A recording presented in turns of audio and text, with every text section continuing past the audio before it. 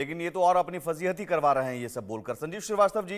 लेकिन ये मुमताज जहरा बलोच जो विदेश मंत्रालय की प्रवक्ता हैं जिन्होंने ये बयान दिया है, लेकिन जिस अमेरिकी रिपोर्ट और जिस अमेरिकी मीडिया की रिपोर्ट के आधार पर यह बयान इन्होंने दिया है, इसी अमेरिकी रिपोर्ट पर यह भड़क भी गई थी।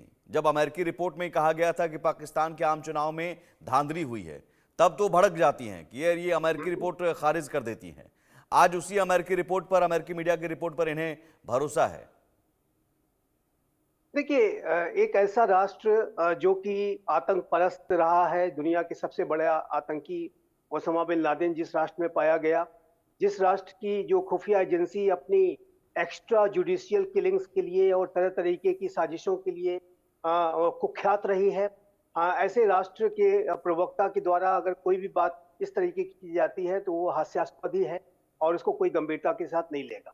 हाँ, ये बात सच है कि हम आतंकवाद के विरुद्ध पाकिस्तान की टेरिटरी में जाकर के कार्रवाई करते हैं, लेकिन वो जो कार्रवाइयाँ होती हैं वो हम बता के करते हैं। हम कार्रवाई करते हैं, फिर उसको प्रेस कॉन्फ्रेंस भी करते हैं कि हाँ, हमने ये सर्जिकल स्ट्राइक की है, ये एयर स्ट्राइक की है। और उसी तरीके से यूनाइटेड स्टेट्स ऑफ अमेरिका ने भी पाकिस्तान के अंदर कार्रवाई की थी और ओसामा बिन लादेन को मार गिराया था और तत्कालीन प्रेसिडेंट बराक ओबामा ने पूरे विश्व को बताया था कि हाँ, हमने ये कार्रवाई की है। और अब तो पाकिस्तान भी ये कहने का मुंह नहीं रखता है कि वो आतंकवाद विरोधी कार्रवाई नहीं कर सकता। उसने तो अभी अफगानिस्तान में जाकर के एयर स्ट्राइक कर दी। तो अगर आप किस आधार पर ये कह रहे हैं कि भारत आतंकवाद विरोधी कार्रवाई पाकिस्तान में नहीं कर सकता? आतंकवाद तो आतंकवाद है, चाहे वो पाकिस्तान में हो, चाहे वो अमेरिका में हो, चाहे वो अन्य जगहों पे हो। तो आतंकवाद विरोधी कार्रवाइयां जो भारत ने की हैं वो जस्टिफाइड है। और ये जो आतंकवाद विरोधी कार्रवाइयां जो है वो सीधे सीधे भारत करता है, सर्जिकल स्ट्राइक, एयर स्ट्राइक। लेकिन ये जो एक्स्ट्रा जुडिशियल किलिंग्स की हमारी कोई नीति नहीं। हम एक्स्ट्रा जुडिशियल किलिंग्स में विश्वास नहीं रखते। हम विश्व के सबसे बड़े लोकतांत्रिक राष्ट्र है और आतंकवादियों को उनके अंजाम तक पहुंचाना भारत का लक्ष्य है। आज का ये जो नया भारत है वो आतंकवाद के प्रति जीरो टॉलरेंस की पॉलिसी पर चलता है। साथ ही साथ हम इस बात को लेकर के भी चलते हैं कि we will never forget and we will never forgive. जो भी आतंकी भारत में वांछित हैं उनको उनकी सजा अवश्य दी जाएगी, लेकिन उसकी प्रक्रिया होगी।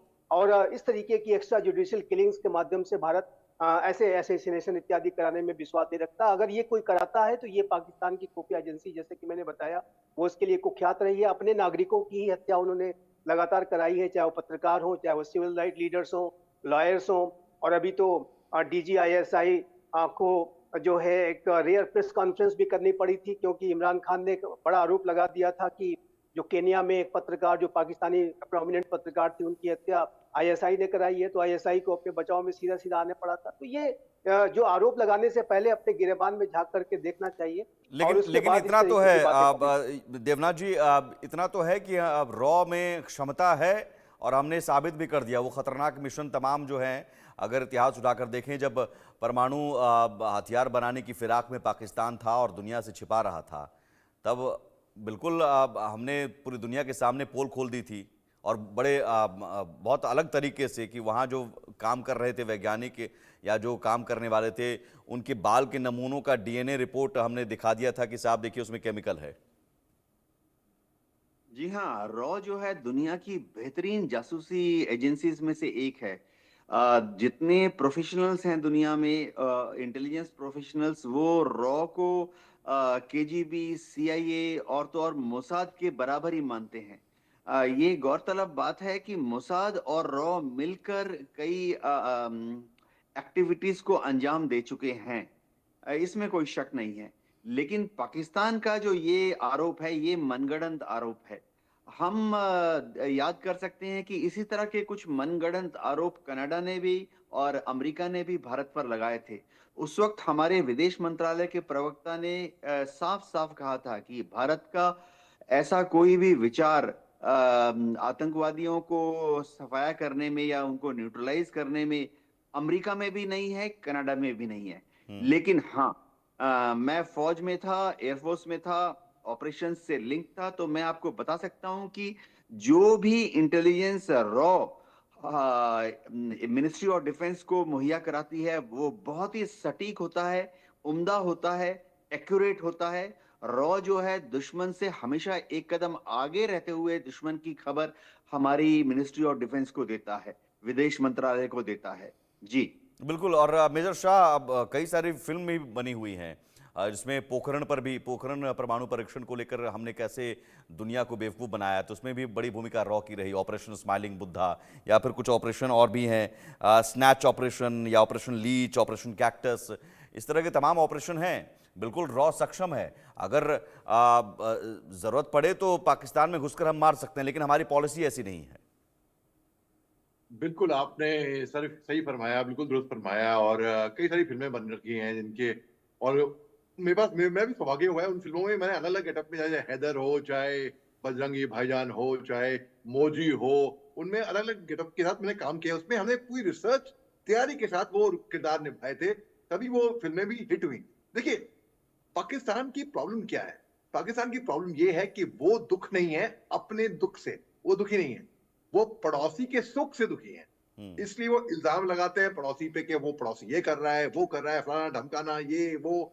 अभी जो मैंने आपको वॉशिंगटन पोस्ट की जो रिपोर्ट की जो बात बताई, उसके मुताबिक कि 6 मौतें हुई हैं पाकिस्तान के अंदर, जो रॉ ने, जो क्रिमिनल्स हैं, जो वहां के अफगान के जो ऑपरेटिव्स हैं, उनको किराए पे रखा है हमने, उनको भाड़े पे लिया है। और जो दुबई का जो नेटवर्क है ना, हवाला का, दुबई का नेटवर्क हवाला का लेकर हम उसको फाइनेंस कर रहे हैं। भाई वाह भैया, कितनी दूर की सोच है। अगर यही सोच वो रखते अपनी इकोनॉमी सॉल्व करने के लिए, अपने भूखों को खाना खिलाने के लिए, अपना देश सुधारने के लिए, बजाय के एटम बम बनाए, जैसे कि जुल्फिकर अली भुट्टो ने कहा था ना, ये बजाय के न्यूक्लियर टेस्टिंग करें, ये बजाय के इंटर कॉन्टिनेंटल बैलिस्टिक मिसाइल, जो कि अमेरिका के डिप्टी एनएसए साहब ने बताया है। तो बहुत फर्क पड़ता। पाकिस्तान आज जिसमें है उस मिट्टी में नहीं होता, आज अच्छे स्तर पे होता। कम से कम सोच अच्छी होती। पूरा सोच में है सुमित भाई, इनकी सोच बस वहीं तक लिमिटेड है। हाँ संजीव और जी, अगर ऐसा लेकिन बात- ये पैरालाइज्ड फॉरेन पॉलिसी भी बता रही है कि विदेश मंत्रालय की प्रवक्ता अगर इस तरह के बेबुनियाद आरोप और इस तरह के बहुत हल्के तरीके से कुछ भी कह देना, या किसी अमेरिकी रिपोर्ट के आधार पर, तो ये तो दिखा रहा है कि किसी देश की, किसी राष्ट्र की फॉरेन पॉलिसी कितनी पैरालाइज्ड है। और यहाँ तो आप तालिबान से निपट नहीं पा रहे हैं। तालिबान से निपटने के लिए आपके आईएसआई चीफ, आपकी खुफिया एजेंसी क्या कर रही है, उनके चीफ क्या कर रहे हैं, रॉ चीफ क्या करते हैं, ये तो दुनिया को नहीं पता चलता है। लेकिन यहाँ आईएसआई चीफ कहाँ जा रहे हैं, किससे मिल रहे हैं, ये सबको पता चल रहा है। तो ये स्थिति तो पाकिस्तान की बहुत फजीहत वाली है। बिल्कुल जी आपने जी, दुरुस्त ये फरमाया। देखिए 2021 में ही तो 15 अगस्त फजीहत के वाली बाद जब स्थिति। तालिबान अफगानिस्तान जी में आई थी, जी जी, संजीव जी मेरे साथ, मैं आ रहा हूँ आपके पास जी। ये बिल्कुल फजीहत वाली स्थिति है। और ये पाकिस्तान की, सुमित जी, बहुत पुरानी नीति रही है कि जब कभी भी पाकिस्तान के हुक्मरान अपने आंतरिक मामलों में घिर जाते हैं, और वर्तमान समय में तो अफगानिस्तान के तालिबान को, टीटीपी को फेस नहीं कर पा रहे हैं, वहां से पीछे हटना पड़ रहा है।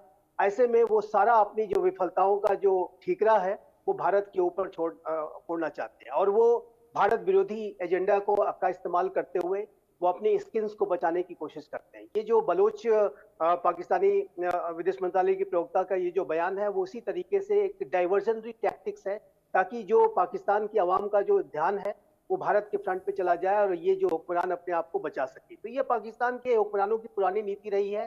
तूफान आ रहा है, तूफान आ रहा है तो एक ऑस्ट्रिच जो टेंडेंसी होती है कि बालू में अपना सिर छुपा लो, तो क्या इससे तूफान से आप बच जाएंगे? तूफान से बचने वाले नहीं है। आपने जो भस्मासुर खड़े किए हैं, वो भस्मासुर आपको जलाने जा रहे हैं। तहरीके तालिबान पाकिस्तान, अब तालिबान सीधा सीधा आपसे जंग कर रहा है।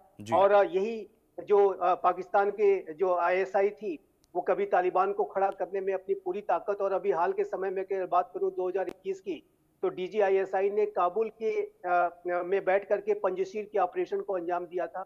और यही आज के जो डीजीआईएसआई हैं वो तजाकिस्तान में जाकर के नॉर्दर्न अलायंस से हाथ मिलाने की बात कर रहे हैं। तो ये पाकिस्तान के हुक्मरानों की बहुत ही ज्यादा, जैसे देवनाथ साहब ने कहा, बिल्कुल सहमत हूं, हास्यास्पद स्थिति है।